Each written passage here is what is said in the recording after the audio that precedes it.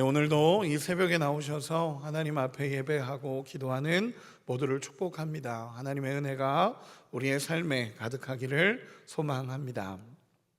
오늘 말씀의 제목은 회개할 기회를 주시는 주님이라는 제목으로 오늘 말씀을 나누도록 하겠습니다. 오늘 말씀은 앞에 바로 나타난 누가복음 13장 1절에서 5절까지의 말씀을 기준으로 해서 예수님께서 예화로, 비유로 말씀하시는 본문이 오늘 본문의 내용입니다. 그러다 보니까 오늘 본문은 사실은 앞선 본문의 실제적인 결론이라고 할 수 있습니다. 그러면 누가복음 13장 1절에서 5절까지 말씀이 어떤 말씀이었냐라고 하면 여러분 하나였습니다. 회개하라, 회개하라. 회개하지 않으면 우리 주님이 조금 강하게 얘기하시면서 정말 이 회개에 대한 핵심으로 얘기하셨던 게 뭐냐면 회개하지 않으면 망하리라 라고 표현하셨습니다. 엄청나게 강한 말씀이면서 가장 정확한 말씀이었습니다. 몇몇 사람들이 빌라도의 잘못을 알리고 또 빌라도의 악행으로 인해서 죽은 사람들이 있었는데 그 죽은 사람들을 지적하면서 그들이 특별히 죄가 많아서 이런 일을 당한 거 아니냐라는 걸 가지고 예수님 앞에 질문한 내용이 누가복음 13장 1절에서 5절까지 말씀이었습니다. 그런데 그때 예수님께서는 그들의 잘못이나 빌라도의 잘못 이런 걸 지적하신 게 아니라 그저 그 질문하는 모두를 향해서 회개하라, 지금 빨리 회개하라, 회개하지 않으면 결국 망하게 될 거다라고 예수님께서 하셨던 말씀입니다. 반드시 회개하고 복음을 믿어야 된다라고 말씀하신 예수님의 말씀이었습니다. 오늘 말씀은 이 말씀입니다. 회개하라라고 말씀하신 이후에 비유로서 왜 회개해야 되는지 또 회개한다라는 게 어떤 것인지에 대해서 예수님께서 말씀하십니다. 또 회개하라는 것을 강조하시기 위해 주신 비유가 오늘 본문의 비유입니다. 그럼 회개라고 하면 다들 불편해하기도 하고 회개하라라는 말을 하면요 다들 이게 어려워하기도 합니다. 그런데 성경에서 회개하라라는 것은요 너무나 예수님의 말씀이면서 동시에 모든 성경 구절 가운데 정말 가장 복음적인 요소 중에 하나가 이 회개입니다. 여러분 회개가 무엇입니까? 우리가 지난 시간에 잠깐 살펴봤지만 여러분 회개라는 것은 그냥 잘못했습니다 이렇게 얘기하는 게 아니라 회개라는 것은 우리의 마음과 우리의 생각과 우리의 영이 하나님 앞에 올바르게 돌아서는 것을 회개라고 합니다. 그래서 내가 잘못된 길로 가던 것을 돌이키고 다시 주님께로 돌아오는 것, 이것이 진정한 회개의 모습입니다. 오늘 주님께서는 우리가 만약에 돌아오지 않으면, 결국 하나님 앞에 돌아오지 않으면 너희가 다 멸망하고 망할 수밖에 없다라는 것을 예수님이 말씀하셨고 그 말씀에 대한 비유로서 오늘 말씀을 주십니다. 우리 6절 먼저 같이 한번 읽어보겠습니다. 6절입니다. 시작. 이에 비유로 말씀하시되 한 사람이 포도원에 무화과 나무를 심은 것이 있더니 와서 그 열매를 구하였으나 얻지 못한지라. 아멘. 여러분 본문 비유에서는 첫 번째로 농사 짓는 이야기가 나타나게 됩니다. 어떤 과수원 주인이 무화과 나무를 심었다라고 표현을 합니다. 근데 참 재밌는 것은요 포도원에 무화과 나무를 심은 비유입니다. 무화과 밭이 아니라 포도원에다가 무화과 나무를 심었다라는 것입니다. 이것은요 무화과 나무를 위해 지정된 밭이 아니라 포도를 위해 지정된 밭임에도 불구하고 그 포도원에 무화과 나무가 심겼다라는 것을 말하고 있습니다. 그런데 포도밭에 무화과 나무가 심겼다라는 것은요 여러분 포도밭이라는 것은 그 당시 팔레스타인에서 최고의 땅이었고 최고의 옥토 중에 옥토에 이 포도밭을 만들었다라고 이야기합니다. 그러면 포도밭에 무화과 나무가 심겼다라는 것은요 무화과 나무의 밭이 아님에도 불구하고 최고의 땅이었고 최상의 땅이라고 말하는 그 자리에 무화과 나무 한 그루가 심겼다라는 것입니다. 그런데 문제는 뭐냐면 무화과 나무가 그 좋은 환경에 뿌리를 내리고 있으면서도 지속적으로 열매가 없었다라는 것입니다. 열매를 맺지 못하는 무화과 나무였다라는 거죠. 그 좋은 땅, 그 포도밭에서, 그 좋은 땅에서 무화과 나무가 심겨 있음에도 불구하고 열매를 맺지 못했고, 그것도 지속적으로 열매를 맺지 못했다라는 것입니다. 그래서 주인은 3년이라는 시간 동안 그 무화과 나무의 열매를 기대하면서 계속적으로 찾아왔지만 결국 열매를 맺지 못했다라는 것이 오늘 비유의 전제입니다. 우리 7절 다시 한 번만 읽어보겠습니다. 7절입니다. 포도원 지기에게 이르되 내가 3년을 와서 이 무화과 나무에서 열매를 구하되 얻지 못하니 찍어버리라. 어찌 땅만 버리게 하겠느냐. 아멘. 여러분, 주인은요 심자마자 열매를 요구한 것이 아닙니다. 이제는 열매를 맺을 때가 됐기 때문에 이 주인은 요구를 하면서 이 무화과 나무에게 오가서 무화과 열매를 기대한 것입니다. 또 열매를 기대할 수 있는 세월을 보낸 다음에 열매를 기대하고 오늘 본문에 보면 3년 동안이나 찾아왔다라는 것입니다. 그런데 3년이라는 시간, 열매를 맺을 수 있는 시간이 됐고 열매를 맺어야 함에도 불구하고 3년 동안 계속 왔음에도 불구하고 결국 어떠한 열매도 맺지 못하고 있는 무화과 나무를 이 주인은 보고 있는 것입니다. 여러분이 만약에 주인이라면 이 나무를 어떻게 하겠습니까? 열매를 맺을 때가 됐는데 열매도 맺지 않고 그냥 그 땅에 계속 있는 무화과 나무입니다. 여러분 어떻게 하시겠습니까? 주인은 그걸 보면서 단호하게 조치합니다. 찍어버려라. 찍어버려라. 어찌 땅만 버리게 하겠느냐. 주인이 이렇게 이야기하는 것입니다. 여러분, 무화과 나무는요 포도원에 심겨서 열매만 맺지 못하는 것이 아니라 시간이 지나면서 포도의 자양분도 끌어당기고 있고 또 다른 나무를 심을 땅까지 허비하고 있는 상황입니다. 그러니까 이 무화과 나무가 열매를 맺지 못하면요 그 땅에 있을 이 땅에 있을 필요가 없다라는 것입니다. 이 땅에 있을 필요가 없으니까 이 주인이 뭐라고 말하냐면 더 이상 열매 맺지 않는 나무를 찍어버려라 라고 주인은 이야기하는 것입니다. 여러분, 이것은 주인이 나쁜 사람이다가 아닙니다. 주인이 나쁜 것도 아니고요 잔인한 것도 아닙니다. 주인은 그 나무를 심으면서 그 좋은 땅에 이 무화과 나무를 심으면서 정말 무화과 나무에 열매가 열리기를 기대하고 있었는데 열매를 맺지 못하니까 결국 그 나무에서 열매도 얻지 못하고 땅도 허비하고 있고 포도의 자양분까지 뺏고 있는 것이 이 무화과 나무의 모습이었기 때문에 주인은 당연하게 찍어버려라, 결국 이 나무는 버려라 라고 단호하게 이야기하는 것입니다. 그러자 그 말을 듣고 있었던 실제적인 포도원 지기, 그러니까 주인이 있고 땅 주인이 있고 포도원을 실제적으로 농사하고 있었던 포도원 지기가 주인께 정말 공손하게 부탁을 합니다. 그 내용이 8절 9절입니다 우리 같이 한번 읽어보겠습니다. 같이 읽겠습니다. 시작. 대답하여 이르되 주인이여 금년에도 그대로 두소서.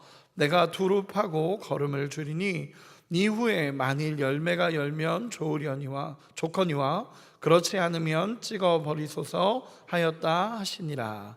아멘. 포도원 지기가 주인에게 다급하게 정합니다. 주인님, 올해만 그냥 두십시오.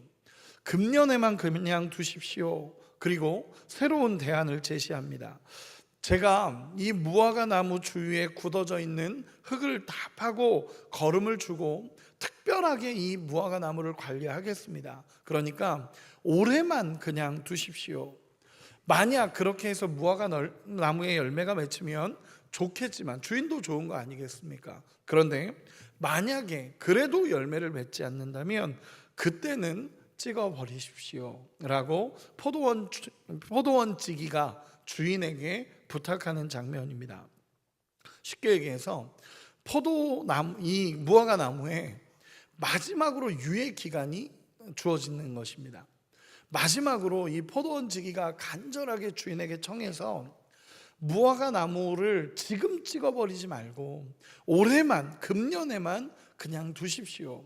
그리고 만약에 내가 정말 특별하게 관리하고 그 주위에 흙도 파고 거름도 주고 정말 특별하게 관리를 할 텐데 그럼에도 불구하고 열매를 맺지 못한다면 그때는 찍어버리십시오 라고 하면서 이 무화과 나무의 유예 기간을 달라고 부탁하는 것입니다.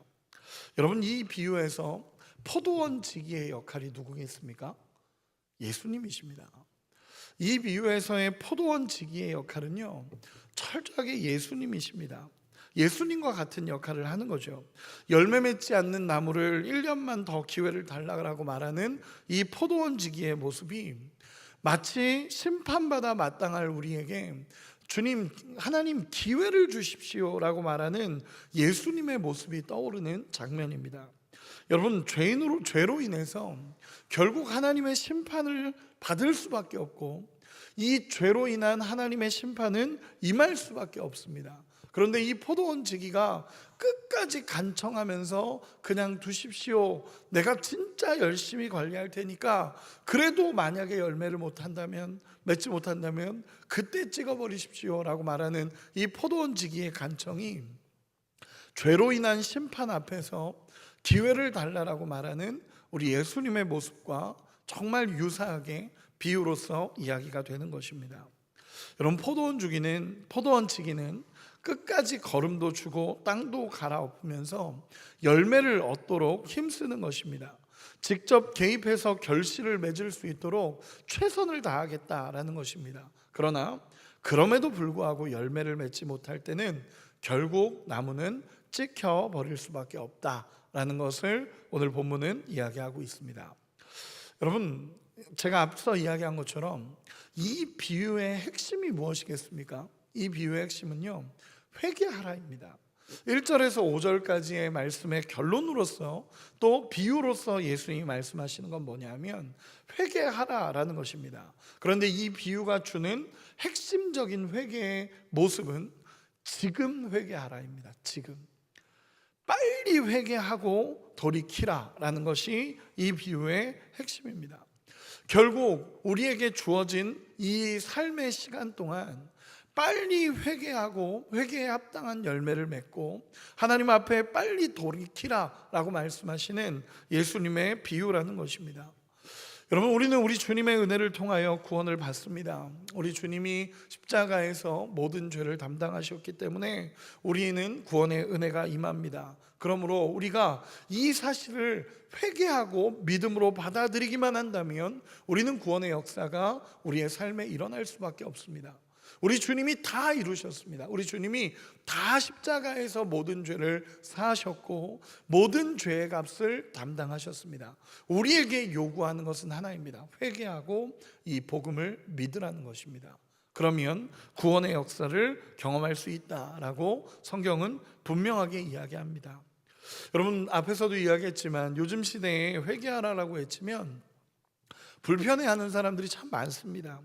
회개해야 되는 것 아는데 또 회개하라고 하니 불편할 수도 있는 거고, 또 나는 회개할 것이 없다라고 생각할지도 모릅니다. 또 어떤 사람들은 이미 구원받았는데 왜 회개가 필요하냐라고 말하는 사람이 있을지도 모릅니다. 그러나 분명한 것은요, 성경은 회개하라라고 믿지 않는 자에게도 외치지만 믿는 자에게도 분명하게 회개하고 하나님께로 돌이키라라고 너무나 강력하게 이야기하고 있다라는 것입니다. 여러분, 회개하고 우리 주님을 믿음으로 말미암아 구원을 받는 것이고, 또 회개함으로 말미암아 하나님과의 관계를 회복해 가는 것입니다.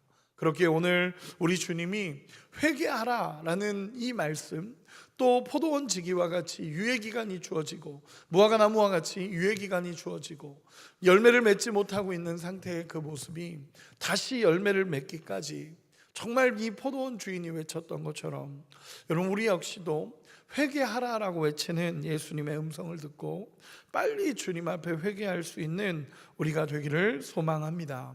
포도원지기의 간청으로 인해 유예된 이 시간은 우리에게 회개할 기회와 시간을 주시는 것입니다. 언젠가는 반드시 심판이 있습니다. 결국 언젠가는 반드시 끝날이 찾아옵니다. 결국 열매에 대한 책망의 시간이 오는 날이 있다라는 것을 성경은 분명하게 이야기합니다. 그렇기에 오늘 우리의 삶도 우리 주님 앞에서 회개하고 우리 주님 앞에 엎드리며 우리 주님의 구원을 경험하고 또 날마다 하나님과의 관계를 회복해가며 살아갈 수 있는 우리가 되기를 소망합니다.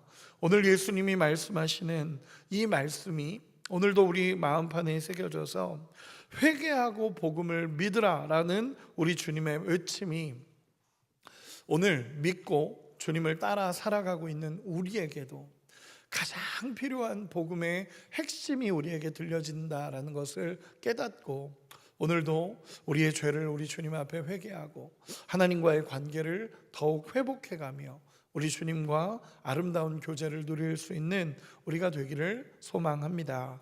말씀의 결론을 맺겠습니다. 여러분, 오늘 비유는 참 이상하게 마칩니다. 그냥 맞춰지는 게 9절까지의 내용이 맞춰지는 게 포도원 지기의 간청으로 끝납니다. 그래서 이 무화과 나무는 내년에 열매를 맺었을까요? 안 맺었을까요? 성경에 나와 있지 않으니까 모릅니다. 본문에서 이야기하지 않습니다. 결말이 비어있다라는 거죠. 여러분, 우리의 인생도 마찬가지입니다. 결국 하나님의 심판대 앞에 서게 될 거고 구원받지 못한 자는 멸망할 수밖에 없습니다. 여러분, 예수님이 이야기한 것처럼 1절에서 5절까지 이야기한 것처럼 회개하지 않으면 망합니다. 결국 멸망할 수밖에 없다라는 것입니다. 우리가 살아가고 있는 지금 이 시간은 우리 주님께서 회개하고 복음을 믿고 하나님 나라를 누리며 살아가라고 주신 시간입니다.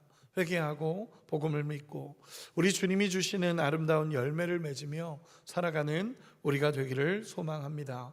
오늘도 회개하고 우리 주님 앞에 엎드릴 때 은혜의 풍성함을 경험하는 우리가 될 줄로 믿습니다. 우리 주님의 열매가 맺혀질 때마다 가장 기쁘고 행복하고 우리 주님과 동행하는 삶이 가장 귀하다라는 것을 깨닫게 될 것입니다. 그러므로 오늘도 우리 주님 앞에 엎드려 회개하고 우리 주님의 음성을 들으며 주님이 주시는 회개에 합당한 열매를 맺는 우리 모두가 되시기를 예수님의 이름으로 축원합니다. 기도하겠습니다.